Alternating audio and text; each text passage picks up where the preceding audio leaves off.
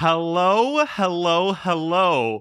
Welcome back to the Triforce Tactics podcast. I am not your host, SpicyAppies. I'm your other host, Jirachy. I took over the intro this time because we wanted to throw everyone for a loop. I have a question. If we sing the iCarly opening, is that like TOS? Yes. I don't think it's TOS, but yeah. Wait, is it? It's probably TOS. Well, no, probably not. If you just sing it, if you actually just sing it, it's probably fine. I'm down to pull up the lyrics. Oh, iCarly. Sure. Later. Anyway. OP. It's already starting. Anime iCarly. We're already drunk. It's fine. This is episode 25. No, won't change for me. I'm trying. So wonderful. What is happening? I don't even know what's happening right now. I don't know. Somehow Appies went from sober to drunk out of his mind in like 10 minutes. I was going to say, anyway, the pre-show was not this episode 25. This is the after hours episode where we apparently are already drunk and we're just going to get even more drunk. Bryce is literally holding a drink right now. I am also holding a drink right now. And I'm holding 2 drinks. Wait, how did this one open? Oh, you've been drinking 2 both open ones simultaneously. Drunk Appies has truly started. Wait, Kevin, did you have alcohol in your house, or were you not able to find any? Me? Yeah. I had the open one. Okay.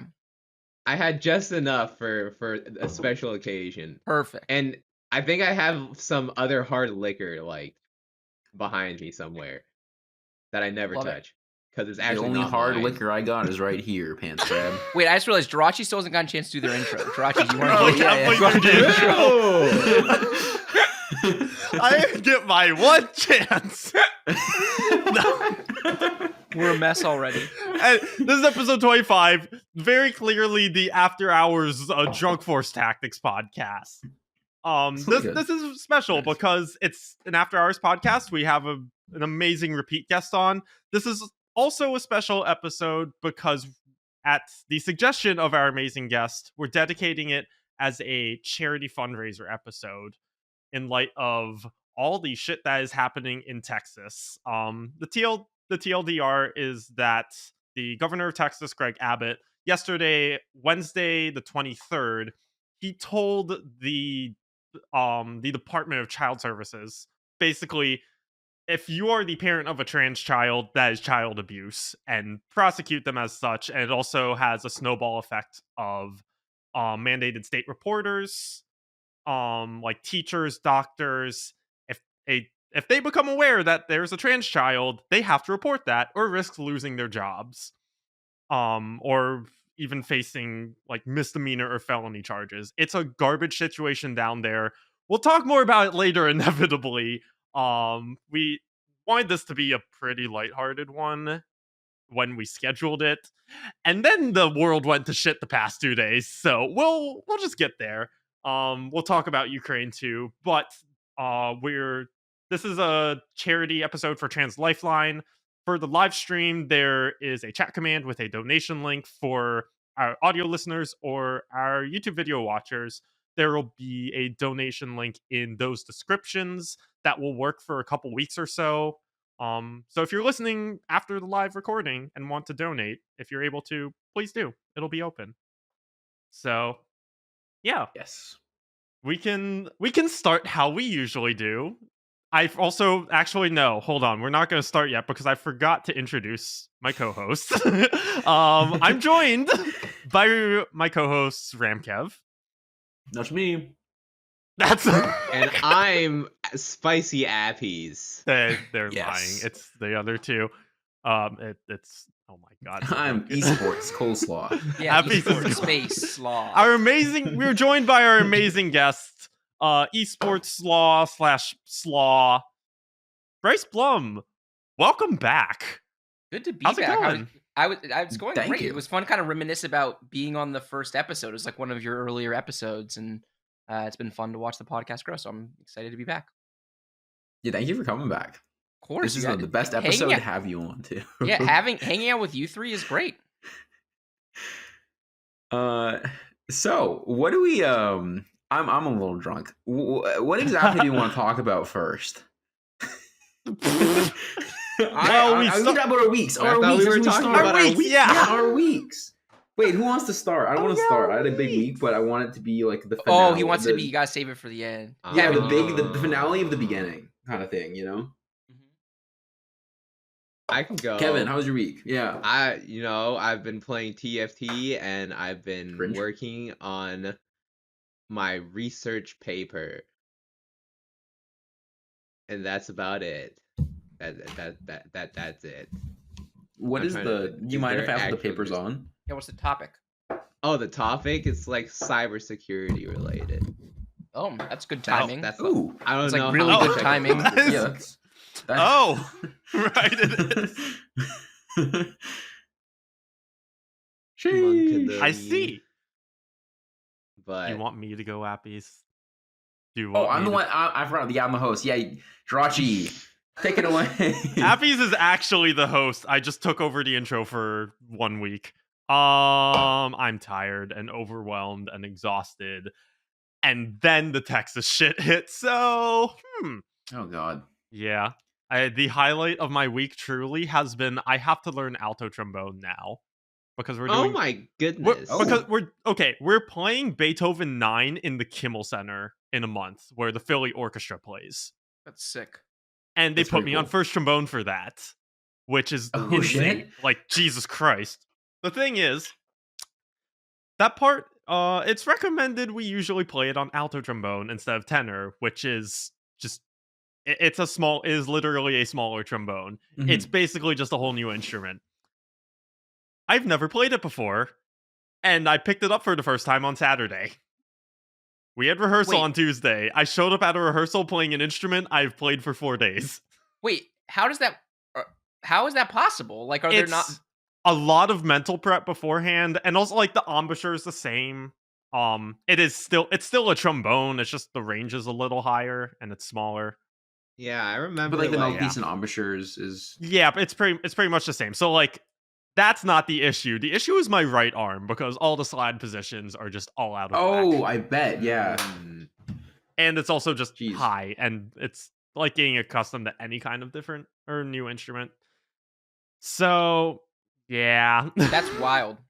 It's insane. Yeah, Godspeed. Appies was like, I got a good one. You guys gotta save me for last. And then and then here's Jirachy going. He's like, I should have been second. I was gonna say that. I was like, I've had a lot of shit happen. So, Appies, do you want to go next, or do you want to save you for last? I mean, if you want to go, if you have something you want to get off your chest, I mean, no, fire away. No, okay, yeah, no. You might be able to tell, even though my camera's blurry on the stream right now. But if you're a YouTube Chad, then it's probably fine because for some reason it just works like that. But I'm in a different area now. What if you're watching on Spotify though? Well, then you don't have eyes, so I'm sorry. But watch with your ears because I'm in a new space. You maybe hear it. Maybe it sounds different as well. But I moved in with my girlfriend, which is very cool.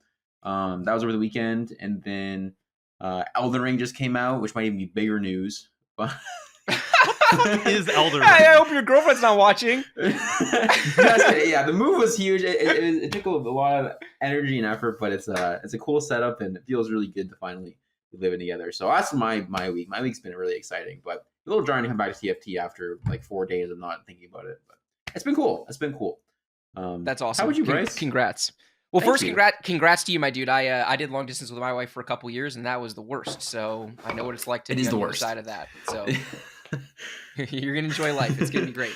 My week's been really good, actually. Really good. Before the set came out, I had a good conversation with my wife that I needed. I wasn't happy with the amount I got to spend time playing and watching TFT last set. I never really felt like I got fully up to speed. And I didn't get punished for it because my schedule was so bad I didn't really get to cast the first half of the set. And the one event I did have to cast for, I could just have a really dedicated weekend. It was fine. So anyway, I was not that good at TFT last set, and I decided to be better at TFT this set, and I climbed super hard, right when the set came out, and just smashed in 40 games and hit Challenger, and now I'm okay, cool, monkey's off my back. I don't have to worry about it. I can just kind of have fun with it again. So I'm very happy with how TFT is going right now. I think there was a lot more skill expression on the last patch than people were giving it credit for. And they weren't looking, and so they didn't find an edge. But I think that if you were looking, there was for sure an edge to be found last patch. And life's great. I mean, my baby is sleeping through the night every day. She's crawling all over the place and getting ready to stand up, and it's adorable. Yeah, work's good, life's good. This is a good week. We had a really good week.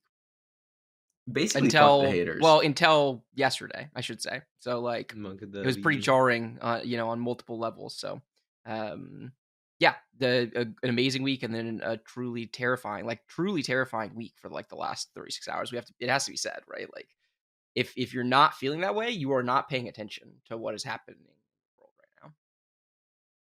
Yeah, I mean, it affects everyone. It's not like everything that's been happening affects everyone. It's do you want to get into it right now? Yeah, I would rather have the conversation now, and if we have the energy to make it lighthearted at the end, let's do it. But let's make sure we got the energy for this part. Yeah, it's a lot of things that, like, originally it was just keep it lighthearted, but we really felt like we had to address what's happening. You can't just record an episode of this, even though we are all drunk, and just completely ignore it. That would be such a disservice.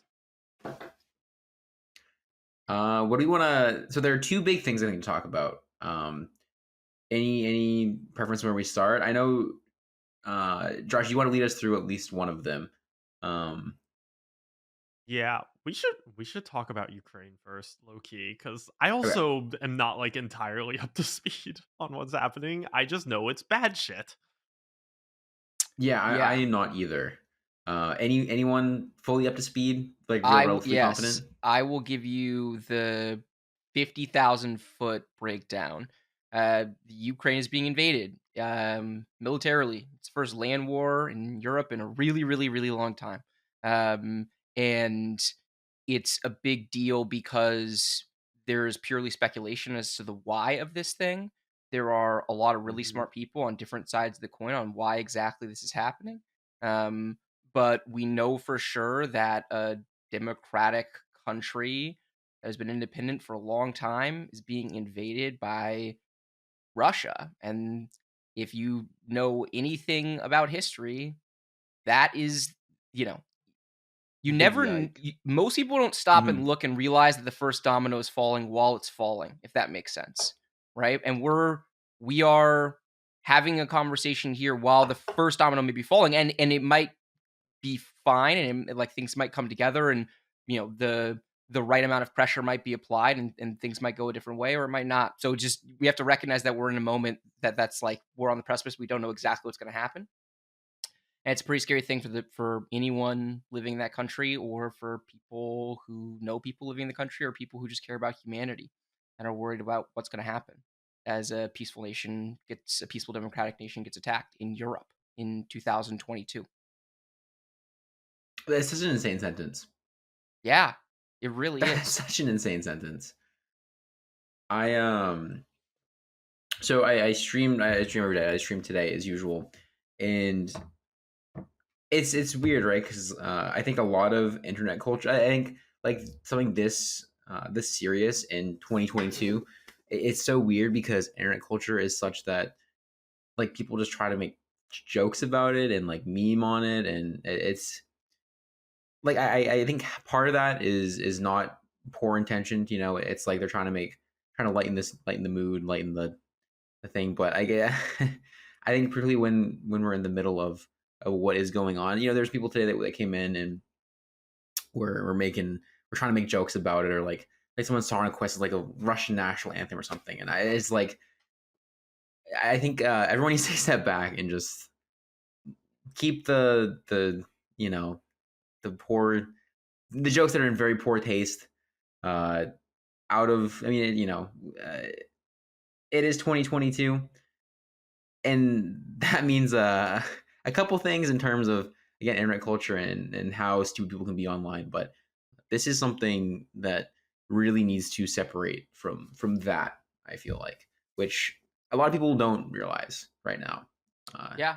I mean, honestly, I'm glad that you opened by just asking and saying like, I know you're aware of it. How could you not be aware of it? But like, just by starting and asking, we need to contextualize this stuff for people. It's not everyone is engaged with the world in all of the same ways, and it really is linking to the second half of this conversation that like there are people out there who don't really understand what's going on in Texas right now, and they might be aware of something happening because they've seen some retweet on their Twitter feed or whatever, and so they know that there is some issue going on, but they might not have stopped and realized like exactly what is going on and what it like.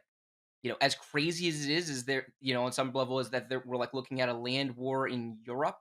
How crazy is it that like one of the 50 United States of America is looking at trans people this way, right? Like it is crazy that we live in the same country where that can be a law of a state. Like what? Like what the fuck? It's wild. It's not even. It wasn't the Texas legislature putting forward like a bill and proving that bill or whatever, however the fuck legal procedures work. And then Greg Abbott signs that. No, Greg Abbott and the Attorney General of Texas just decided, the specific language is a number of so-called quote-unquote sex change procedures constitute child abuse under existing Texas law. They just decided how to interpret some law and are now saying that any kind of gender confirmation, anything that could honestly extend to hormones. I don't know. And who know, even if that specific wording doesn't doesn't extend to just taking hormones, some other state might take that. Like they'll extrapolate even further to just, a kid saying they're trans without going through any procedures. Some state can state that constitutes child abuse, and now literally any trans kid can't even come out to their parents. And it's been shown that when trans kids can't come out like that and they can't be open about themselves, I mean, they're prone to higher suicide rates. Like if this goes through and holds up and it spreads to more states, trans kids will literally die. And that's happening in our country. And it feels like it's gotten completely overshadowed by Ukraine. Not that Ukraine is not that it isn't horrifying. It's just that's all that anyone's talking about, and we should be talking about both. Like it's people dying either way. It's just one of the people dying is Ukrainian citizens, the other is trans kids in Texas. And one of those being left out because it involves the word trans. Like my Twitter feed today was Ukraine and trans people on Twitter just fucking crying out for someone to recognize what's happening to us. It's a lot. So the amount of steps back I feel like the world has taken in the last 2 days is disgusting. Like beyond disgusting, right? I think a lot of people view the trans issue as one that doesn't affect them, or one that, why should I care about it? I'm not trans, whatever. But I mean, particularly, people as well. I've been seeing this a lot on Twitter, and I totally agree that a lot of people who are not trans but are, trans allies are just being silent or not saying anything, not stating an opinion or anything. And that really is just as harmful, right? Like not taking a stance and saying that, like that is beyond fucked up. That is a thing happening in Texas right now is just as harmful as agreeing with it at the end of the day, right? For me, it's upsetting because it feels the world is reacting to Ukraine right now. Like every esports organism in existence is changing profile pictures on social media to the Ukraine flag. Not that is a bad thing. It feels like one of those things where it's everyone's saying something about Ukraine, or like throwing up these profile pictures because that's the trendy thing to be woke and upset about. Like trans kids in Texas just isn't trendy. So it just is getting ignored, and it's painful. It's the definition of deafening silence. Well, Look, I cannot begin to know what it's like to be in your shoes, Jirachy, but I am so sorry that's happening to you.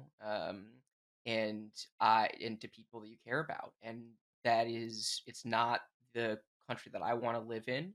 And it has to be said that a huge part of the problem here is, look, yes, fewer people are talking about this because of what's going on in the Ukraine right now. But if what's going on in Ukraine right now was not going on, and there was nothing else, like no other like massive world news competing with it, what's going on in Texas would still not be getting the level of attention that it deserves. Nope. We're as a society, we're way past the point where this was within like the normal bound of like I don't even know how to describe it. Like it's not okay. Like not enough people care, not enough people are paying attention, and that has to feel as bad. And I'm so sorry. It happened yesterday, and all the Ukraine shit that really went down happened today. Like everyone had a good 12 hours to where like Ukraine was like bubbling in the background. Like I think we kind of subconsciously knew like that was going to erupt eventually. Where we don't know how it's going to erupt or how badly, but it's going to erupt. But like before it erupted, people had 12 hours. No one said a thing anyway. So, and I especially know like no one's gonna say shit now because of Ukraine happening. It's a lot of what happens to trans people just gets swept under the rug, and it really is upsetting. Didn't expect to cry on stream today, but well, cry on the podcast. The like talking about being trans AMA after, I know I'm gonna cry anyway, but didn't expect it to happen on podcast, but we're here, I guess. It's fine. I think I've kind of over the course of today, it's kind of just like getting out my feelings about it, but honestly, end of the day, like all I can really do is just keep trying to raise awareness. I think that like out of everyone, like Appies and RamKev, like y'all are amazing, and y'all are like I know RamKev's not as active on Twitter, but Appies I know has been at least somewhat vocal about stuff, like more so than other people, and but Bryce especially, like not just for not just for like this whole not just the whole trans thing, but like I swear to God, every like charity fundraising thing in TFT, like Bryce donates. And it's like Bryce is, and that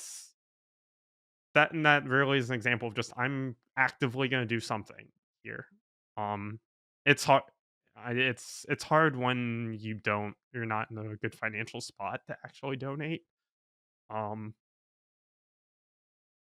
When wow, this got way heavier than I expected. Like just saying something especially when it's not trendy. Like it's so easy to say something when it's the trendy thing to say, but saying just being vocal about it when it's not the form of social wokeness that's most accepted at the time. Donating if you can. Like we really appreciate anything people can do. So yeah. Oh. Yeah. Yeah. It's heavy stuff. I'm doing okay. Just talking about it's emotional is all. Totally. I'll be fine. Y'all don't worry about me too much. I mean, we want to show our support. I think I think right now is a very important time to show people that you care. Yeah, for sure. I think it's important to like, make, get go read, be informed, go make sure that you're showing people, the love that they deserve. I think right now times are not great, but at the same time, the best thing that you can do is really, show that you care. Yeah, I mean, if you don't have the money to donate or or like a platform to say anything on, like just being engaged and understanding what's happening is, it's going to spread awareness, and it is half the battle in itself. So, trans people, we notice when cis people care and do shit. Like we especially notice when no one says anything, but we do, like we see when people do things and care. So, like oh my god, I logged out of my Twitter for like a solid half of the day, which I've literally never done before. Somehow I've never gotten to, I'm sick, I should not be scrolling Twitter. Logging out of this account, uninstalling. Literal first time today. When I reinstalled it, first thing I saw was some cis person in esports mentioning what's happening in Texas. I was like, I see that. Not just because it's in a sea of no one saying anything, but like we see every time it happens. Like, honestly, every time someone genders me correctly without without messing it up or without me saying something, like I hear that. I notice. It's every trans person's like that. So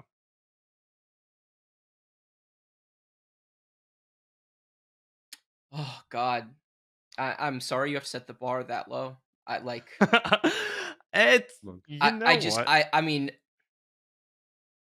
it's just, you should be able to expect a lot more people than that. Oh, yeah, I should. It's fine. Hey, progress is progress, baby steps. For what it's worth, my transition is going fucking great. That's great. That's awesome. Let's go. Let's go. We can. I think I'm doing okay. Also, I fucking cope with this shit with humor and just laughing. So, yeah, and hormones are going great. Hormones are going great. I can't show my tits on stream, or else I would. That is TOS. Booba, that is TOS. Yes. Get all the polymilkers in chat. All the boobas. Oh my god, no. Jirachy, if that isn't the most perfect transition to the lighthearted part of the stream, I don't know. That was good. I got y'all. 10 out of 10. I got y'all. Booba. Booba. Actually though, I can't show my bare chest on stream anymore. It's actually TOS. That's actually awesome though. That's awesome. How much shape of booba can I show?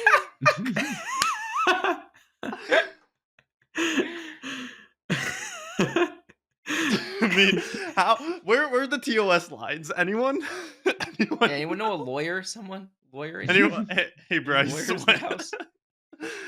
It's like somewhere between like Jirachy taking off their shirt on stream and MF's line of skins, I'm sure.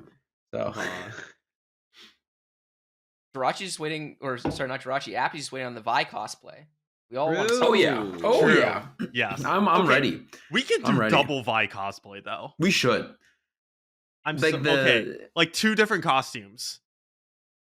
Oh, you should. Yeah. So I'm gonna get competitive. Well, I was gonna be do the two. One can be like the arcane and normal Vi, Vi, right? Can be the normal Vi. Normal Vi is so much work though. I call arcane Vi. There we go. God damn it. Jirachy asking the wrong question. Appy's straight to the kill. I'm pretty sure normal Vi has like 2 huge fists and fucking like... Yes. The outfit is insane, actually. It's it is. Yeah. Well, if you look at Arcane Vi, it's like a nice shirt and, and like a shirt, a jacket. A jacket, like maybe some complicated pants. I wasn't. But yeah, I wanted to do that. The fists are completely optional for Arcane. Is the thing for True. For League, honestly, they're not. you could do Kid Vi. I bet Kid Vi is even more simple. While we're a little on the topic, that's probably too. It's probably TOS. Cosplaying as Kid Vi? No, I don't know. Is that? Oh, are we not allowed to? Okay, you know what? I'll avoid the topic. I don't know if that's TOS or just sus. While we're on the topic of Arcane, Bryce said that he just finished watching Arcane, and I want us to talk about how much Vi gets her ass kicked in Arcane. Because I feel like she gets her ass kicked a lot. Yeah. And it kind of made me mad. Because she's like this big badass fighter, and she just gets her shit kicked in like over and over and over again. Oh wow, come on! It's no, seriously, Kevin. Like she gets her ass kicked like at least 5 different times over the course of the show. Yeah. I'm just thinking like, you know, half of the time she's like underage, kind of. Actually, I don't know. You still have an underage thing, huh? How old is Vi at the beginning of Arcane? Is she like 12? Actually, no, not. Is she 15? Is she 12? She's 15. She screams teenager. Yeah, so.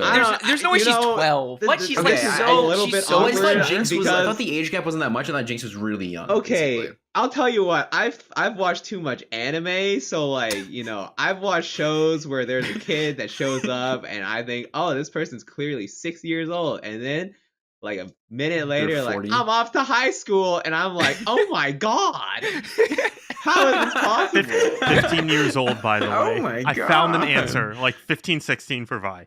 Okay. 15, still 16. Okay, that's better than 12. Okay. Yeah, but she still gets her one ass for kicked. Jirachy. And, I mean, and Bryce. like, I don't if know you're- what Appies was thinking. Yeah. If you're like thought Jinx 15 was years young. old, I feel like, you know, you're in the street. You're in the streets, you're up against like old people. You're probably expecting to get your ass kicked like more than 50% of the time, you know? That's fair. That's fair. I do think it was funny though that whenever she wanted to like let off some steam, she always went to beat up that one lady. the one lady who like works for Silco. And she was just Vi's punching ball, her stress ball, which was funny. Yeah, I guess she doesn't get her butt kicked out. Yeah, I guess it happens when she's a kid. But I mean, do we want to talk about TFT? I mean, we can. Yeah, I like TFT. You know, we'll get there eventually. I mean, we're halfway there, right? Slicko started. I mean, Slicko from Arcane. God, it's true. The fuck what this fucking from Arcane meme. Like, what else are we supposed to say? Slicko from League of Legends? That doesn't work anymore. I am for sure gonna say Slicko on cast at some point. It's just gonna come out. Oh my god! It's not gonna be on purpose, but I'm gonna accidentally say Slicko. 100%. Oh man! That's you become the people's champ. Yeah, my favorite is I literally Slicko. can't. I watch too much TFT streams. Everyone calls the certain thing. It's hard not to call it that in my head. I will accidentally do it at some point while broadcasting. Ryan, apologies in advance. Oh, I didn't even think of that for cast. Yeah. Oh no. Little habits like that you have to break in general, at least I think, because I think it kind of like, I don't know. Actually, probably Appies is right. Probably some people would love it and like it would be like one of us. But then a lot of people, it's like, why are you calling it Slicko? I don't get the joke. Right? Well, I think if you call it Slicko, like, you have to be do into the like thing. deep in the TFT community to be like very invested in that joke, which a lot of the audience is. In fairness, but... you have to. I'm referencing Slicko from Arcane, the full thing. Next cast. Yeah, for sure. Do you know that meme where it's like an animated, I think it's a video, and it's the Peepo like sitting at, or Pepe is like at a desk at a computer screen, and like he looks really sad, and like he gets out of bed, he looks depressed, he like gets on his computer, he's like, he's frowning, he's all frown, and then he turns on like the stream differs every time depending on like who's it's about, but he turns on someone's stream and just goes, his frown turns upside down, right? Because I can see the ideal TFT viewing experience is the main broadcast. Bryce name drop Slicko, the chat fills with bat chest, and my frown turns upside down. That's the perfect line. Bat chest. That's the end game of TFT. I like it. And then we'll break the matrix. Yeah, of course. I mean, par for course. At that point. That sounds great. I'm in. Speaking of Slicko from Arcane, I was gonna say, speaking of the Matrix. Weird. That's a different. Okay, if you want to go down that Appies line, was like, totally let's veer to can. TFT, and Jirachy's like, how about the Matrix? I mean, we're drinking. It's No, that kind I of like day. it. We can go to the Matrix. Yeah, I'm down. oh, no. Yeah, I I'm think down. Let's talk about the Matrix. I think Hold we on, very I'm gonna instant specifically transmission wanted one this sec for more booze. Wait, give me not 1 second. be too much Yeah, go. TFT. Okay, Yeah. I think where this came from also. Well, back I'm ready to on talk about the Matrix now. the Triforce tactics. Appies war. is ready. Appies is I so jumped. ready. I gotta set this up first while I stall for RamKev. Kevin, you got catching up. Oh, Kevin can't hear us. Kevin, you got catching up to do.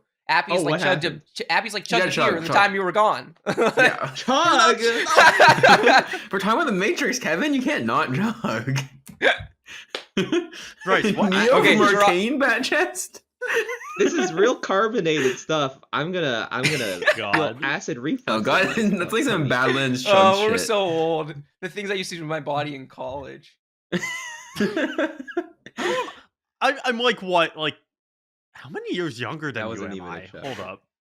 I don't know Oh. how old you are. I'm Before- 33. You can do math off that. You're how old? Sorry. I'm 33, turning 34. You in a couple months. are almost 10 years older than me, Yeah. and we're both saying, "Oh, the shit I used to do in college." It'd be like that. I mean, I felt it. Yeah. It hits you fast. Before we get into the Matrix, I want to quickly shout out Frodan because he reached out to me with some really good hosting advice. I was talking about this in the pre-show, but I don't think he's gonna watch it. It's not gonna be in the YouTube video. He gave me some really good advice, and I just want to tell you, Frodan, that I really appreciate it. I took it to heart, and I'm like aware of it, but I'm a little drunk, and I'm not gonna make any use of it tonight. So just be aware. I appreciated it. And next broadcast, you fucking know I'm it. I'm it. Oh yeah, Abby's is gonna be dab. Yeah, Appies is gonna. all over. You're gonna see his TFT play is gonna slip. People are gonna see like a decline in his average score, and Appies gonna hop on the podcast and be like, "Sorry guys, I was practicing my podcasting. Yeah, I'll get the LP. I can get the LP back later." LP is fake. Podcasting Yeah, LP's knowledge. fake. It's fine. Podcasting words. That's the future of TFT. No cap. I love it. I love it. The Matrix, Appies, though. I'm down for you to also retire just so you can become a host. Not really. That's how Wait, I'm down. wait. You're too good to do that. Yeah, Appies, you can't retire, man. You can't retire. You got something Appy- special. You okay. gotta keep pushing. I had a back's starting to hurt. reasonable excuse / level to retire at. Appies does not. I agree. Okay. I guess I'm changing the announcement in the next set. Don't. Yeah, if Fuck you're the retiring Matrix. soon, if you're retiring soon, just don't. I'd be sad. It'd be a real bummer if you did, because there's a changing of the guard happening right now in North American TFT, and it's really fun to watch. And you're like a huge part of it. You and Kevin both are, quite frankly. And it's cool to watch that happen, right? And I think like Kevin has been slept on as a player for a while, in part because like he's not like part of the inner circle of TFT in the same way. I don't really know how to describe That's that. the thing. Like, yeah, no. he no. like it's he like Oh, you intentionally mean the stays a little bit. voice? the I like voice to call club. it the voice call. The voice call club. Oh my You god. know, they nowadays, if you hop into like one of the streams and you see there's a big group of people in a voice call. That's the inner circle, yeah. Yeah, I well, did the okay, one, but Kevin. correct me if I'm wrong, Kevin. I don't think you want to be, right? Like my impression has never been that there's been any animosity. I think you're just like different groups of people doing the same thing, right? Oh yeah, I mean, the way that I think about it is like, I don't know. I think there's like a second group coming up. I don't- right? Or like But that's I exactly that's Appies. That's what I'm saying. Is like I Yeah, think it's yeah, yeah. I love the old guard. Like I'm excited for whichever of the old guard decide they want to stay invested in TFT and keep pushing. Some of the best players in the history of TFT, and I think still some of the best players to this day are in that old guard. So like I want know- to see the ones that are still hungry like stay on and fight. But there is the group of up and coming players that have been kind of nipping at the heels of the old guard for like the last basically 2 to 3 sets are like there, and this is like a heavyweight prize fight. And regionals this set is going to be so sick because they're going to be way more like S tier players at the event than there ever have been, and it's going to be really fun to see like who prevails. They picked a good as set a to fan, regionals. Purely Appies, don't quit, please. Fat chest. Yes. Appies would be a great caster, just not yet. There's enough player left and competitor that like none of us want to stop watching that. I think what's funny is that the next group, I feel like, I think the top group of players right now is very much a social circle as well, right? Like a lot of them they're just good friends and they talk to each other and they don't really talk to the rest. Like I don't talk to Soju. Kevin doesn't talk to Soju, but we talk to each other. It's really like a lot of the next group is actually just like very ingrained with each other. Like totally. Yeah, it's interesting. It's really interesting. And you have your pockets, and there's some crossovers in the pockets, right? Yeah. Like this is obviously one of the pockets, but you've also got like the Gubum, Spencer, Setsuko, like DQ, Nubal obviously, but Nubal's not really playing, which that I feel the same way about him quitting TFT. If I watched you quit TFT, I think Nubal could have been something special. And I really hope he reinvests because he's just such a special player. He's so in the good. Game. And then DQA to a certain extent. So you do have like your different subgroups within the up and coming. And like, I think that if I were to grab my like 6 best players in North America, I'm probably pulling a couple of people from like each of these different groups. And that's like cool. And there's a ton of dark horses too. Like the people that I'm not putting in there, like in my top 6, but like if you don't have your eye on them right now, you're like crazy, like Asa or Dish Soap, right? Yeah, they're not like in my top 6 right now, but like, ooh, they got game, and if they keep working on their game, they're going to be terrifying, and it would not be remotely. And that we can't not even because Nam Tom doesn't show up to any events. I don't even think about Nam Tom, but like he's stuck in an elevator. I just want to watch Nam Tom play a tournament. I just want to watch the man play tournament TFT. He's so good. I want to study it. I want to see what's going on. So yeah, totally my agree. impression of Nam Tom will that he'll always be a bot. Just because of that one in-house that I played with him. I'll call Kevin coming out swinging. Damn. Okay. I watched him cash out Solus on One Life, and I was like, this guy sucked at the game so hard, man. Wait, is that for regionals or like this set? Yeah, it was for regionals. This Solus was on this huge fortune streak, and I was like, oh my god, he's in my rotation. I jam levels, I roll all of my gold, and I'm like, oh baby. And I look over at the matchup that Natan's playing, and that Solus is playing. It's the fucking weakest board I've ever seen in my life. And I'm like, holy shit, whoever the fuck this is actually like garbage. And then I was like, it's Natam. And then like, Natam immediately got like, didn't make it the next day, and I was like, well, I can see why. I can see why. Dude, Kevin is like the only player in TFT who keeps like a real shit list. Like, if you just like hold his unit one time or something, it's whatever. But if you do something that he considers like really egregious in the game of TFT, he'll never forget it. He probably remembers like the first time that he ever saw that. I have TFT a full shit list that ranges all the way back to set 2. Back in set 2, I had this. I hated open forting. The first person that I saw open fort was Becca, by the way. I remember this. Oh no. She played 0 units on her board, and I was like, okay, I will remember this for the rest of my life. And I still remember it, by the way. It's in here. It's in here. Wow. This is what I'm saying. You for sure have a list. I will tell you that if I'm ever in a lobby with Kevin on ladder, and I see there's a Merc player, I sit up in my chair and I make sure that I am guaranteed not the motherfucker who cashes out that player, because I will in lobby type in chat after they get cashed out on One Life. And if it's like 2-3, if it's like 3 lives and it's like they're not about to die, it's like whatever. Like I will legitimately in the lobby before they're about to die, I'll type in chat. I'll be like, if you let them cash out, you are bad. I'll type that in chat. I mean, then after they get cashed out, I go to the person's board and I'll be like, yeah.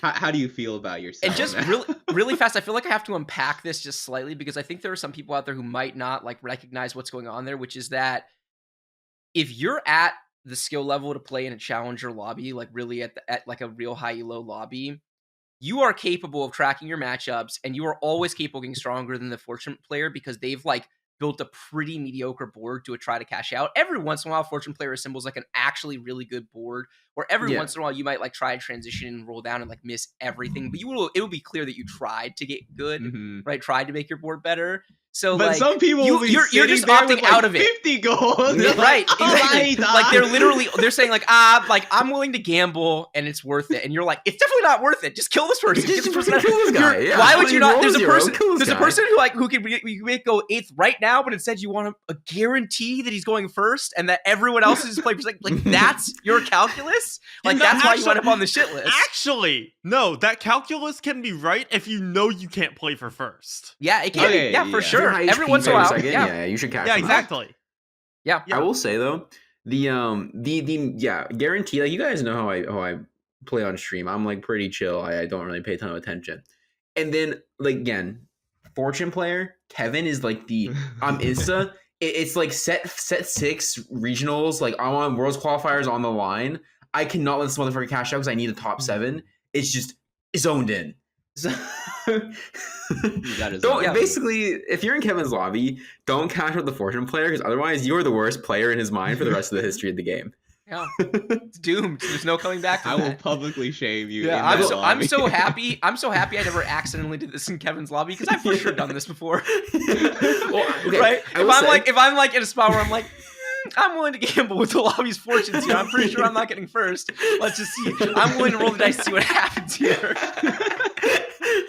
I was watching Kevin yesterday, and he was the one who cashed out the Merc player, but they had a Jinx too.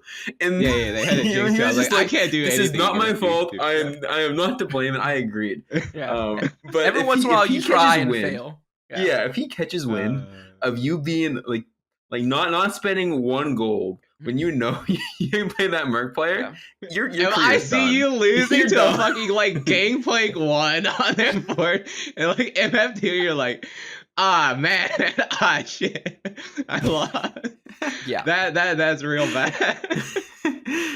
Yeah, it's a thing. It's a thing. I kind of have to pee a little bit. Tragic. Oh my god.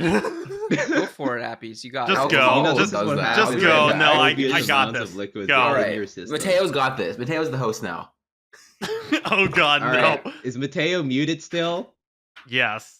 Oh, that's really awkward actually, because as the host, you should be able to speak. Okay. You should be able to direct us. No. Yeah, it's really hard to host when you're muted, as it turns out. True. It's all right. We can watch Mateo chat, and then we can like. Oh, Mateo's gonna host via chat.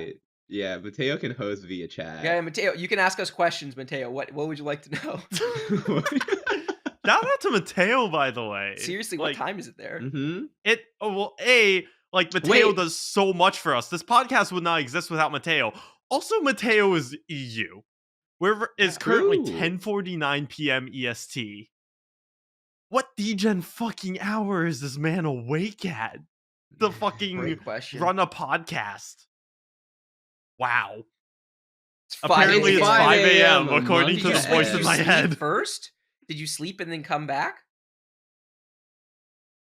It's fine. Wait. Do we think he slept or didn't sleep? I can't tell. I don't know if he slept. Mateo has some degen hours going. But we love Mateo. Yeah. Yeah. Either way, it's bad. I mean, we have to cast like Worlds is on China time, and that's like a Jirachy. You have this to look forward to at some point, like a please 2:30, like a 2:30 a.m. call time. Never mind. Never the fuck mind. As the worst call time in history of planet Earth, it's like either be 2 hours later and I can go to sleep like kind of early and it's fine, or be a couple hours later and it's like very clear I'm staying up. It's not like that huge of a deal. I'll be up late and then I'll go to sleep like at 5 in the morning.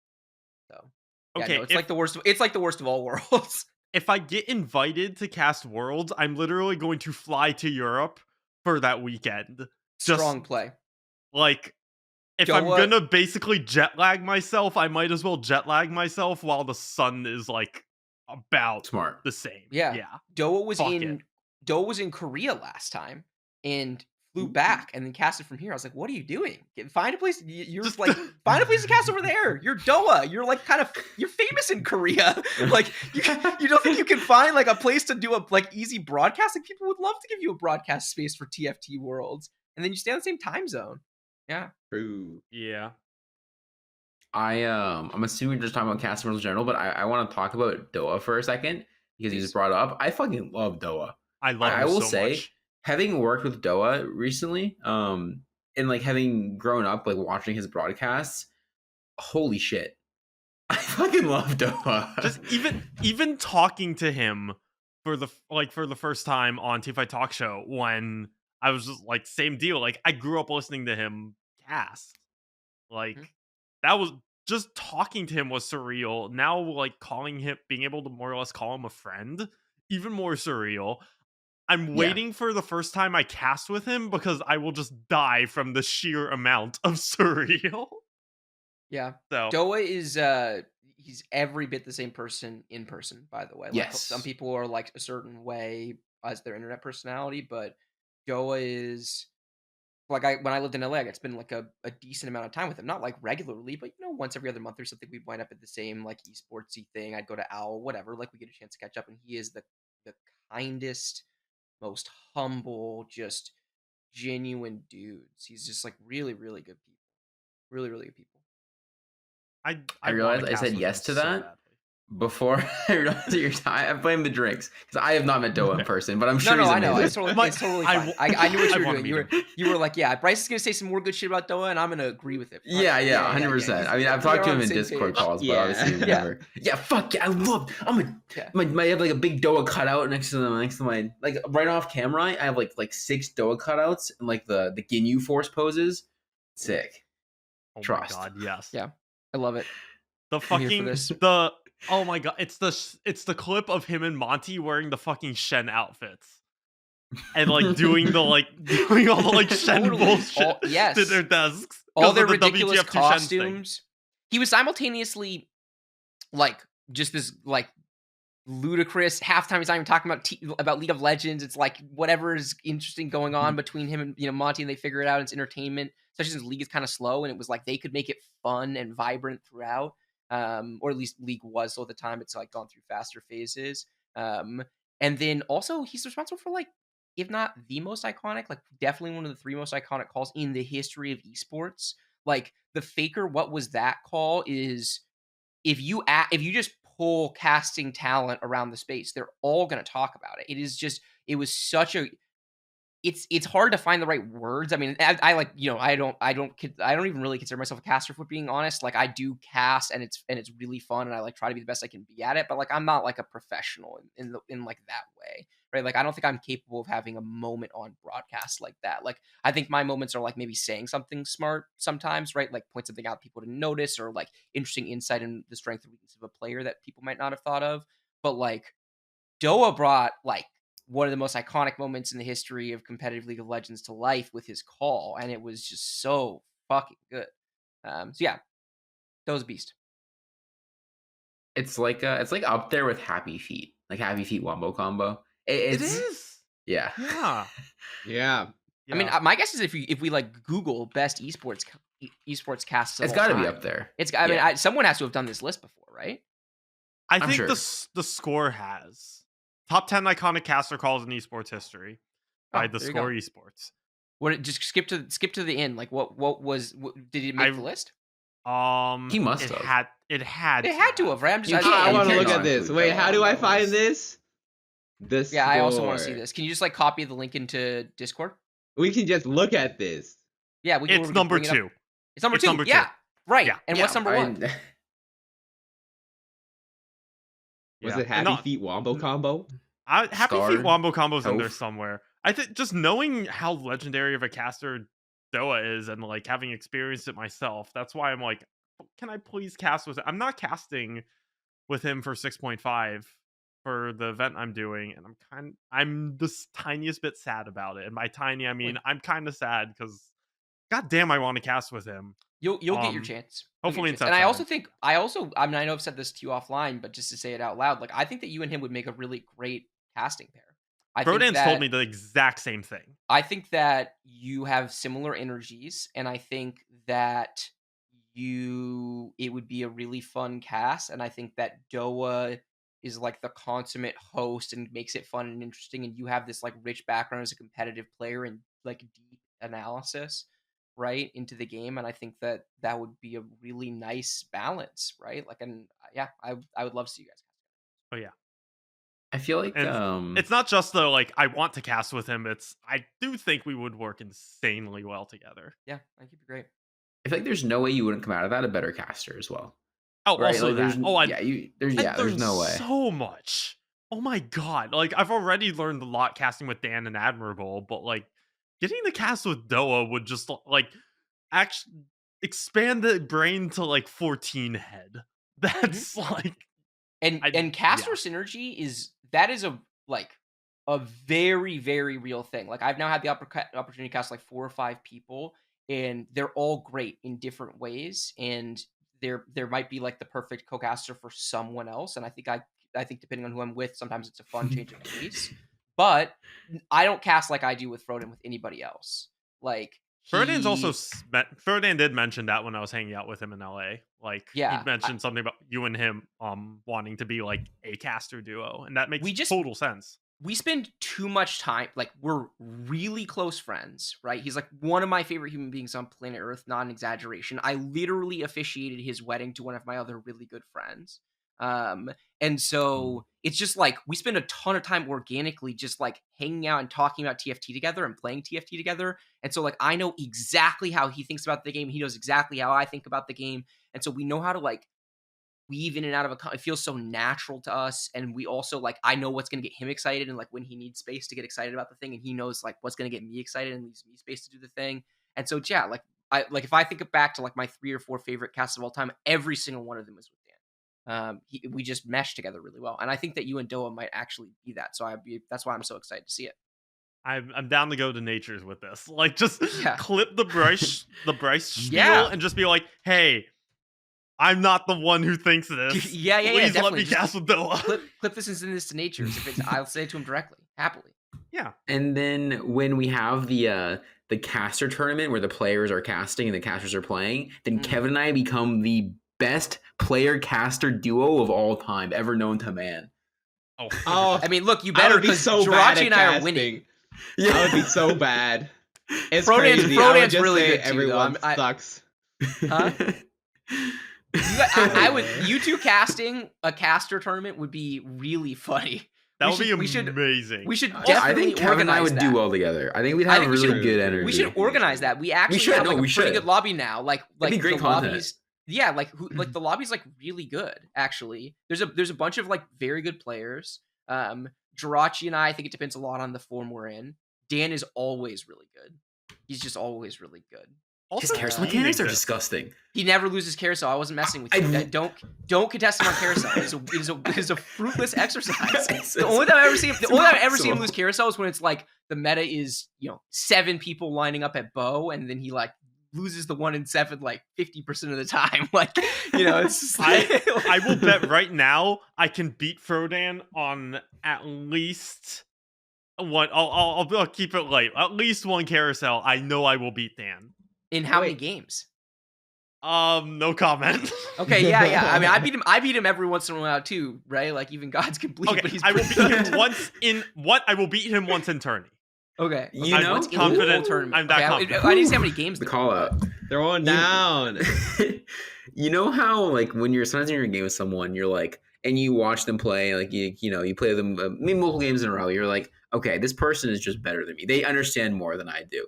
That is me when I try to contest Frodan on carousel. He knows something that I just will never. He has something I will never have. He knows enough. He knows a lot that I don't know, and I will never get to the point. So where wait, I'm down to leak this. This would be hilarious because I think I know because I watch him play a bunch of TFT. Do you know? So like I think I have some inclination of what's going on.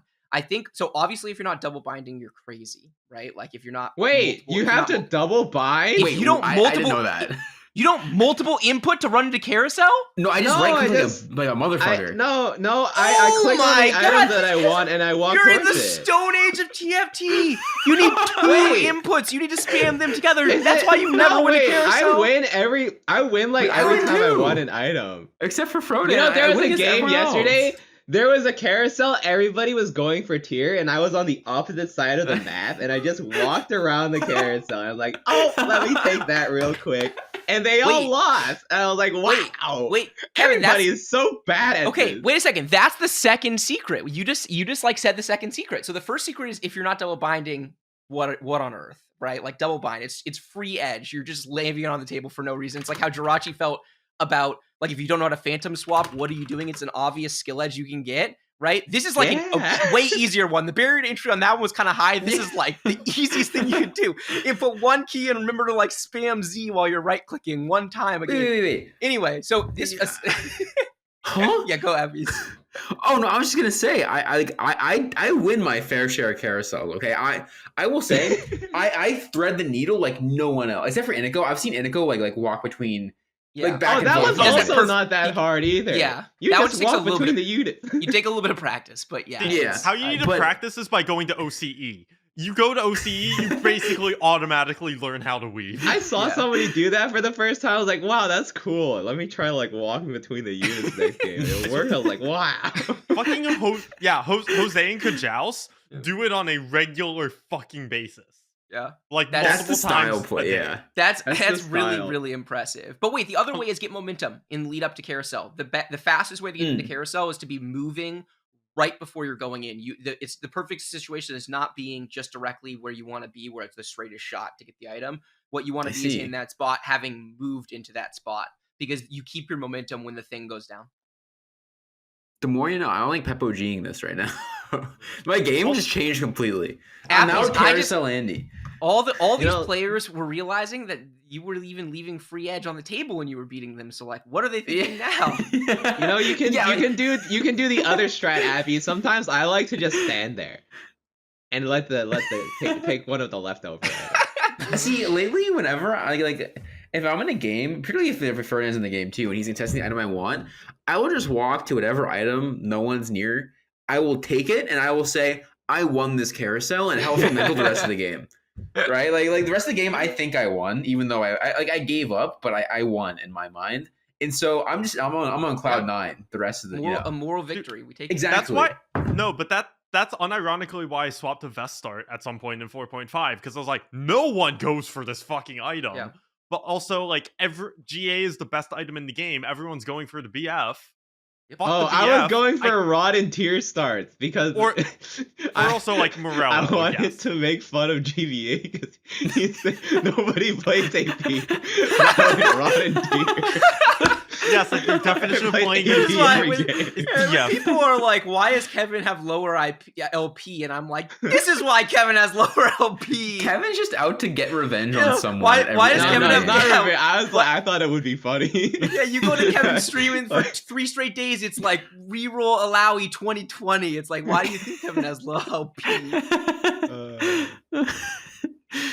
Oh man, yeah. You know, Casper was warming up for I think it was Zon Cup by just playing a shit ton of reroll Alawi. I mean, that actually is practice for Casper. In fairness, right? Casper is like, if Casper's not rerolling, I don't think he has the edge. I think Casper's edge comes from his rerolling. And when when it's a good reroll meta, I think Casper is going to be dangerous. But otherwise, I don't think he's quite there. At least not yet. Mm-hmm.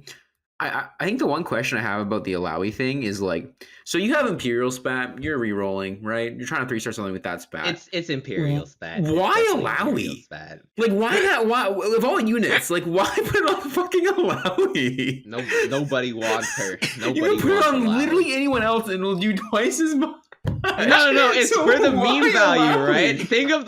Here's the thing: you can think of the worst unit that you can possibly carry, and then you carry that unit. But because Imperial Spat is so Udyr. Let's not go there. Exactly. That's exactly what he's doing. He's picking the worst. Let's not go there. Udyr happens to have been the best carry in all of Set 5 and 5.5 outside of Warwick reroll. Like it doesn't even go with the tempo that you want to reroll at with Imperial. Right? You want to reroll 2 costs and 3 costs. Like you're Yeah. It doesn't.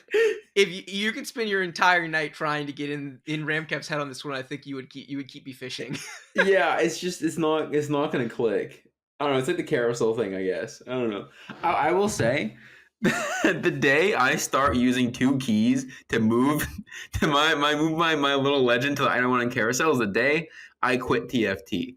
I'm a give up Andy on carousel. I will take my cloak and I will roll with it. How do I bind keys in League of Legends? You're in a game of TFT, you go to the options, you go to the keys, and it'll be like one of the main options will be the button that causes you to move on the screen because you just put it to 2 things at once. That's an important button. And then does next this affect to it, how I play Teemo in League of Legends?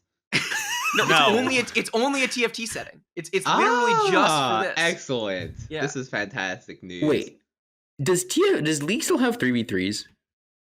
No, I don't think so. They killed the game for a little while. The 4 of us. You're making me feel old. The 4 of us and one more person needs to make like a clash team.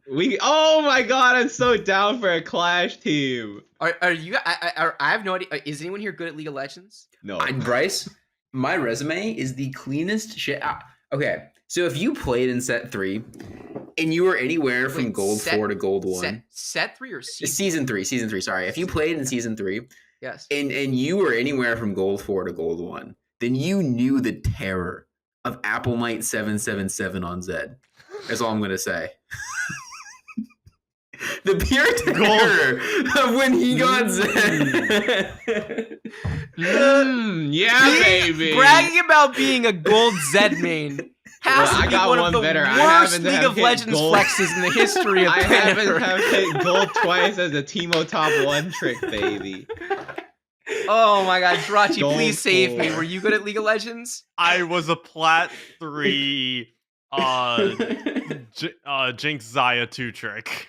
I can live with that. I can live with that. I can get Jag to carry us. Wait, is Jack good? We can get Jag. Do we want? Does it have to be a TFT player? Or can I get like an OG like League friend of mine? Like I could get like Void to play with us or something. I'm down. I'm down for the 4 TFT shitters, boy. Because we need someone to carry us. We're gonna lose every game. I'm mid though. Hell yeah. Me ADC. I'll play Senna now. Fuck it. Yeah. Okay. I will say though, I did have in my heyday, I had a stint where I played only Ziggs for like 20 games in a row. I got to gold 1, like 90 LP. I actually got to placements, and then the season turned over, and I quit League because I was mad. So I could have gone somewhere. Try. You had something. You had something. I could be like on a yeah. You had right now. You definitely could be in Plat 4. You could be a Plat 4 right now, honestly, for sure, if you really pushed. A Plat 3 isn't a pipe dream. Is all I'm gonna say. Okay. Plat 3. Okay. It can happen. It can happen. All right. This is gonna be a shit show, and I'm here for it. I'll jungle. I was like pretty good, not like amazing, but I was like mid diamond. Okay. I can kind of play League of Legends. I mean, okay, so it's happening. We'll figure it out. Fuck it. Great. I mean, we should pick. Let's like do a time like after regionals before Worlds, maybe, unless one of you 2 qualifies for Worlds, in which case, obviously after that. I mean, fuck it. That's good. That's good Worlds prep. Regionals. It would actually not be bad Worlds prep. Like in the middle of your Worlds prep, at least if I was in your shoes, I'd be like ripping out my hair. I'd be staring at so much team fight tactics. Yeah. Like actually, like 2 hours of League of Legends sounds great. Once they add Soko, I'm a League 1 trick. Yeah, that's actually. I'm a huge. They already have Renata Glass in general. Yeah. So Wait, Renata's an actual unit or an actual League champion? Yes. Man, I feel like I feel like when I refer to League stuff in terms of like when I call like a champion a unit, and when I call like a season a set, I feel like a boomer. But like that's not a boomer. It's clear you haven't played. That's Zoomer. You don't think in League of. Yeah, you're Zoomer. That's the opposite. Yeah. The boomers are me. The boomers are the people who talk about them as champions. Yeah. I will say I recently like a month ago or 2 months ago I did a 24-hour stream where I did like unranked to whatever, and you can tell when the League players start to get filtered out of your games. I was in like silver 1. I got second 1 game to some guy, and he was pinging the shit out of me. And he came to my chat after, and he was like, "Oh, you're the one. I just beat you." And I was like, You can't see me. If you can't see me, there are some people on Spotify who can't see you, but just like try to take in with your ears the skeptical, like, what the fuck are you saying? Like, why are you here? What are you doing with your life? Look, I just gave whatever person that was. Yeah. And then, you'll be in like Diamond 4 and some guy's low rolling. And then, like, all of a sudden, the amount of blue pings on your board just skyrockets. And this motherfucker just goes off in chat in all caps and then just leaves the game. And you're like, oh. They're in Platinum and League of Legends. And they play, like, 600 games of League every single season. At me before I found TFT. That was I mean, I played League for about the same... Well, okay, that's not true. I didn't play the League for the same amount because I was in undergrad. And didn't have the time to play it as much as when I wasn't in school during fucking quarantine and just playing TFT all day. Yeah, there was a lot of League. That's fair. It was bad. I didn't play too much League, but I have a funny story. I was so back in undergrad, this was over the summer, and I was in one of our libraries playing League in one of the rooms because I had nothing better to do. And I was just there, right? And I didn't realize that the library closed. And so I was in the middle of a League game in this library room playing ADC, and this lady comes over and she's like, we're closed. And I was like, you're like, no, you're not. I'm right. Bitch, no, you're not. I have 15 more minutes. I had to do the slow walk out of the library. I had my laptop in my hands and the mouse pad on the laptop. And then bring it outside, and I finished my League game outside the door of the library. Did you win? Did you win this game of League of Legends? On the ground. I finished it. We lost. Did you win? Oh no. Oh. The old college try, literally. The old college try. I will say it was kind of awkward. I'm not gonna lie. So I played League when I was like 14, right? 14, 15. I was the biggest. I am ashamed of this. I also want to say that, like, League players are obviously when they play TFT, but just don't bring the attitude, basically. I was the biggest AFKer because whenever I got pressured, whenever I felt any kind of pressure, I would just dip. Whenever someone said, "What is mid doing?" I would dip. And I want to. This goes back to my days in middle school playing World of Warcraft. I was a gnome warrior on, I think it was the Daromir realm, right? I was the premier gnome warrior tank until I dropped aggro once, and I would freak out, have a panic attack, and leave the party every time. And I've come a long way. No longer do I AFK League games. So I don't play League games. TFT is nice because you don't have people relying on you, I will say. That was a total tangent, and you're not relying on other people. It's way until you do duos and you're playing with Dax and you give him a Gen 3 and then he proceeds to lose every round afterwards. You're playing with Dax, bro. You opted into that. It was real sad. I had to sack every part of my game to make sure this guy got his Gen 3 while playing 7 mercs. Speaking of 7 mercs, and we went third. I hit 7 mercs on 4-1 in a game a few days ago. And somehow managed to fucking 3-star both Kaisa and the TK. Yeah, it's broken. You get like a free Nico every single round after you win. No, not even. I got 2 Nikos. In one round? Oh, just one game. In the whole game. Oh. So, okay. No, the timeline of this game is insane. I think I had like Quinn and got offered Merc Crest on 1-4, so I took it. Hit Alawi that same shot. 2-1 Mercs. Okay. 2-6. Wait, no, it was Gangplank, and then I got Merc Crest. On 2-6, I got a Quinn MF shop. Was level 4, leveled to 5, and threw in 5 Mercs on 2-6. Cashed on 3-6, having rolled... Kevin, this is gonna make you mad. I rolled like 6 times on 3-6. Was on MF2 carry. And I got cashed. Ooh, Oh, one life? Kevin's face. No, like 20 HP. That's pseudo reasonable, kind of, maybe. I rolled 6 times, Kevin. Yeah. It's not that reasonable, but you know, we can pretend like it is. Anyway, don't tell him the name of who cashed you. Yeah. I'll hunt them down. The literal round after I cashed, my shop on Krugs had a 1% TK. And I got a tome from my cash, popped it, got the Merc crest. I had 7 Mercs on 4-1. 7 Mercs is a hell of a drug. And I got a Fawn from the cash. So I just had 7 Mercs plus like a couple actual. I also I think I got a Silco in here somewhere. I don't know how. I had Silco 2 on like 4-3 or something ridiculous. I was literally slow. Oh, this was 6.5. Yeah, this is 6.5 by the way. Oh. This happened like 3 days ago. I was slow rolling for 3-star 5 costs on level 9 on 5-2. It do be like that sometimes. It reminds me of that one PvE game that I played in set 6 where I hit a Tom Kinch on 3-2. And I had Pirate Augment.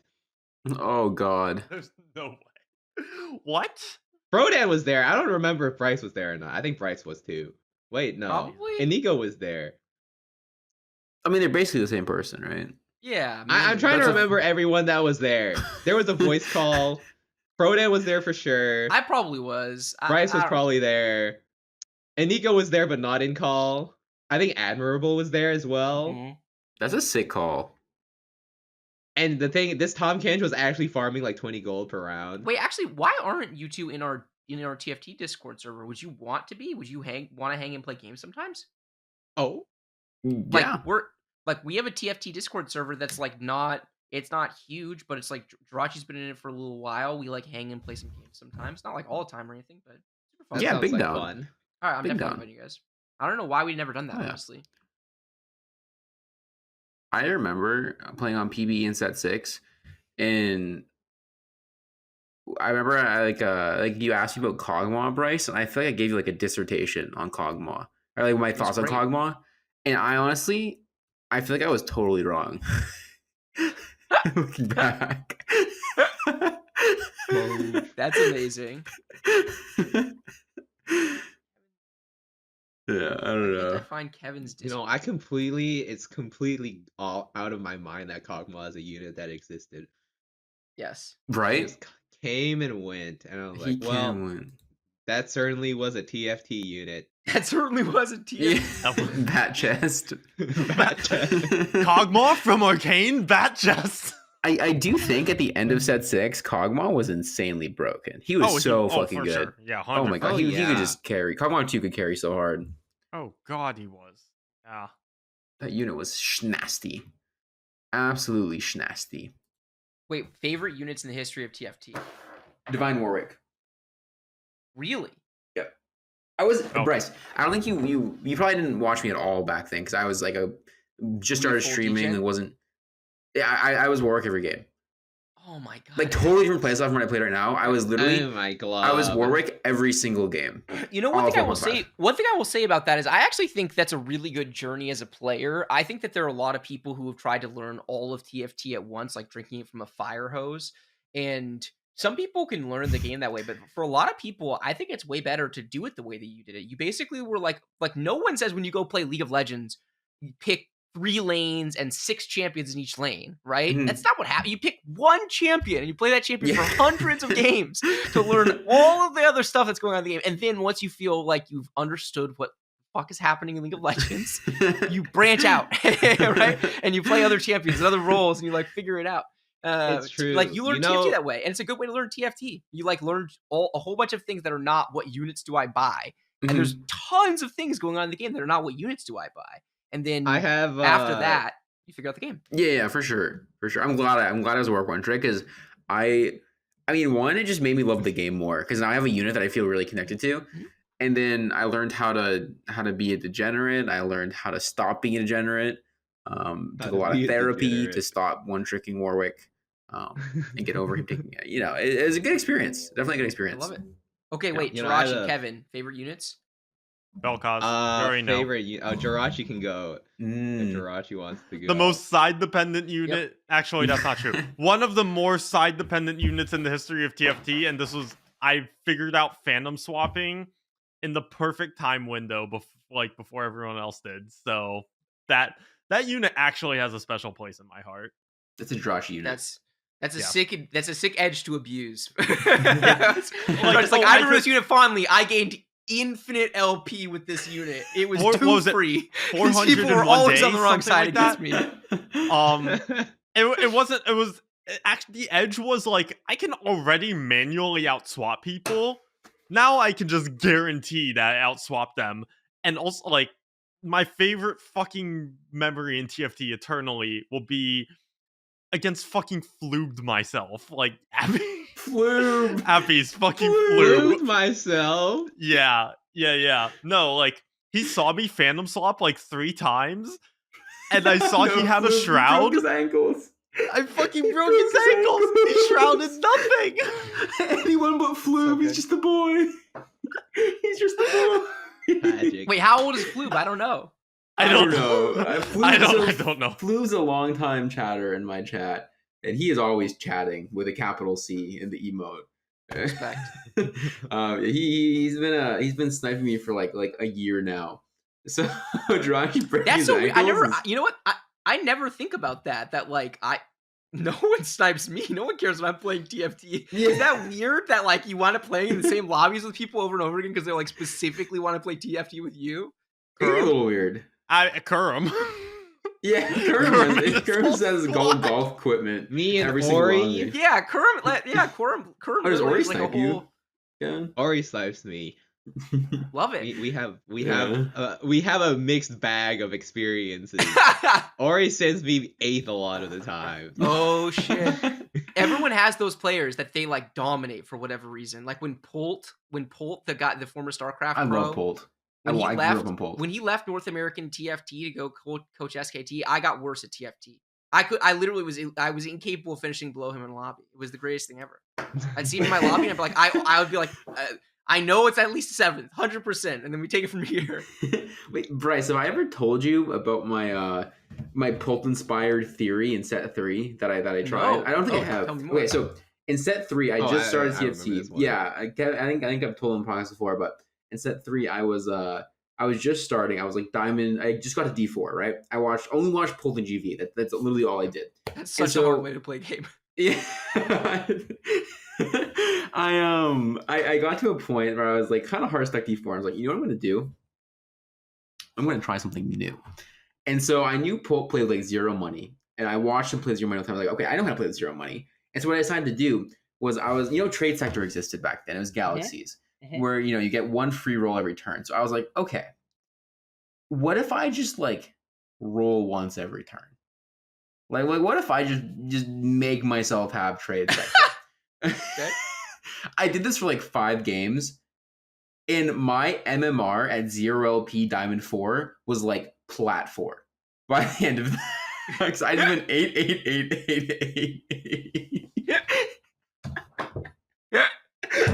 That is on its face as you're describing it to me. I'm like, this doesn't go well, right? There's no way this goes. No, it doesn't. Terrible idea. It's 0 money the whole game. I was like, there's no way the end of this story is he goes 1-1-1-1-1, right? Because that would be insane. I would play like that right now if I did. No, it was awesome. Terrible. I had no money. I had no upgrades because you still don't hit upgrades if you roll once every turn. Okay. I was trying to force comps. I was losing HP. Like it was just fucked. It was terrible. It was a horrible experience. Nothing ventured, nothing gained. Kevin, if Kevin hadn't brute forced Udyr carry 1,000 times, he wouldn't have figured out the extremely narrow conditions under which is actually kind of good. Yeah, it's great, by the way. Udyr carry with 9 skirmishers and skirm spat on Akshad is recipe for first. You got it like 1 out of every 15 times you did play the free comp, but that one time, man, it was so satisfying when he did. The best part is I got Jack to do it as well, and he went like 8 so many times. Poor Jack. Oh man. Wait, Kevin, what's your favorite TFT unit of all time? Okay, so I got a few things. 1 Udyr, 2 Warwick. Wow, I'm gonna list a lot actually. Just 3 actually. That's 2 cost and Yorick. Right? Yorick? I loved Yorick. That was what I was gonna say. Set. As much as I hated set 5, I really liked. I liked Warwick and Udyr, and then set 2 Yorick. Was like, yes, fucking summons these little gremlins. It was such a cool unit. It was actually I'm so stoked because that was literally it's my favorite unit. No one ever says fucking Yorick, right? Like it's such a random unit. He was so Summoners is my favorite trait of all time. All of the units summoned something to the battlefield, and some of those things were like targetable, like Yorick's, and some of them weren't. They were just like Zyra had her plants on the side that would like snipe you. But like Annie would summon Tibbers, for example. It's a great trait, so fun. I cannot wait for them to bring it back. If they don't, I'd be so sad. Yeah, this freaking unit was like the frontline tank, and you would put a GA and tanky items on him, and he would just sit in the front, and he would spawn his little ghouls, but the ghouls would actually slap.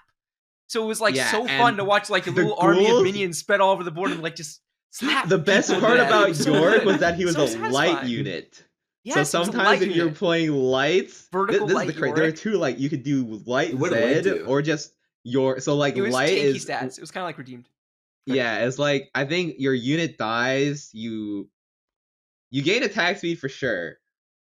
I forget what the other stats were. I'm doing the Google. And tank stats, right? When a light unit dies, all other lights gain stackable bonus attack speed and are healed for 20% of dying units' max health. Yeah, the healing. Yeah. So all of the little ghouls counted as light. Yes. So every time you summoned one, you got an additional like light unit / light unit fodder, so that when it dies, it buffs all of your other light units. And it was so cool. And sometimes you would also have Light Zed, and he'd be like fucking summoning his clones, and they'd all be going light mode, and they'd get like a 10 billion attack speed, and they'd never die because he just keeps on summoning them. And you'd have like a redemption stuck on him as well. So like every time they die, you heal. Wait, old redemption, to be clear, new redemption is a stacking item, like it ticks. Old redemption was when the unit dies, it drops a cone that heals everything in the cone. So if you had a cloning Zed, it would clone his items, and every time the clone would die, a redemption would go off. So if you got enough Zed clones spawned, you literally couldn't die because they would just drop endless redemptions on top of each other constantly doing base healing. It was just ridiculous. It wasn't even when they died. It was when they dropped below a certain health threshold. Was it? Yeah, I think you're right. I think you're right. It was, but it didn't matter for the purpose of it. They were all dying because they were low health units. So it was, but yeah, I think you're right. I think it was. But it was so lit. It was so cool. And sometimes you have like a Lucian carry, and like all of the other light units plus like 15 billion Yorick spawns would be dead, and your Lucian would just be shooting like forever. Yeah, because he was like a laser beam. So satisfying. Yeah. Listen, set 2, I don't. So many people put set 2 on the bottom of their list. I loved set 2. Some of the best units they've ever made. There was really fun gameplay. A ton of stuff was overtuned for sure, right? But like, there was enough flexibility within the overtuned units that it was still skill expressive. So like, yeah, there was a meaningful amount of the set that you really weren't playing with very much, but like, they had great units. Great units. I think I think set 2 from a just like pure gameplay standpoint was one of, if not the best sets. I think from a just watching the fights go perspective, it was the worst set. Yeah. Not even close. Totally. Watching the fights were so bad. Billion Zeds on the board. Yeah. I've seen one clip of a set 2 fight, and it was one of the Zed things, and like the entire board is just covered in Zeds from both players. Like it's just like every hex is taken up. Or if you get like 6 woodland and you just double the amount of units that you have on your board instantly. Wait, what does it do? Does it clone your unit? So the way that woodland worked, I forget. So 3 woodland, it clones one of your units. But then 5. But yeah, 5 woodland, which you can only get with woodland Lux, which is like completely worthless outside of if you somehow are still playing woodland. But if you get 5, all of the woodland units gets caught. It's one of the most fun high rolls in the history of TFT because Kevin's right. Woodland was an all 1 and 2 cost unit trait. and everyone tried to figure it out, but at the end of the day, there was no late game power in this composition unless you get 5 woodland. Like, it was the OG LeBlanc actually was woodland, like the one that Shadow Blue Buff was a total terror on. That was actually originally a woodland unit in this set. But they were all early game units, and Lux was a 7 cost legendary, so she was super rare. And so if you were still playing this craptastic board by the time you got to a Lux, you deserved the first. Basically, it was like, what? How did you find how did you find this Lux? Like, because you can't pivot back into it. You don't have the units anymore. They're gone. They're all 1 and 2 costs. Wait, so was Lux just like rotating synergy? Like she would just pop? Yes, up? So she was like random. It was so fun, actually. It was different. She was all the different elementals, and they had like some of them were terrible, right? Like this one was terrible. You never bought Woodland Lux. Some of them were broken, and some of them were like, okay, this is a really interesting pivoting decision. And like the ability to take that Lux and then pivot would be really, really impressive sometimes. And so you could do like really cool stuff based on finding Lux. I hope they bring old sets back. I want to play that too. I mean, Chinese TFT, right? We never actually rightfully talked about Chinese TFT. I don't think we're gonna do it tonight, but yeah. I agree. Yeah. Another time. I need to study. I wish I studied more Chinese TFT. If I had infinite time, man, what I would know about TFT. It would be so fun. I would love to study the other regions. I'd love to, instead of studying players, studying them like you could do a 2 or 3 hour chunk from the tournament, but then you got to move on because you got to look at other people, right? Like I feel like I have to study everybody on some level. I would love to just be able to sit down and like watch 12 hours. It sounds so sick. Yeah. On that note, if anyone has any questions in chat, we're gonna be wrapping up pretty soon here, so we'll give like another 2 minutes or so for someone to get a question. I think we're all still a little drunk, so make it an easy one. Yeah, I have to go. You guys can stay on if you want, but I gotta dip out. If Bryce has to dip, then yeah, I think we're ready to wrap up. This was the TFT episode. We normally take TFT questions. There's no TFT questions to be had. It's fine.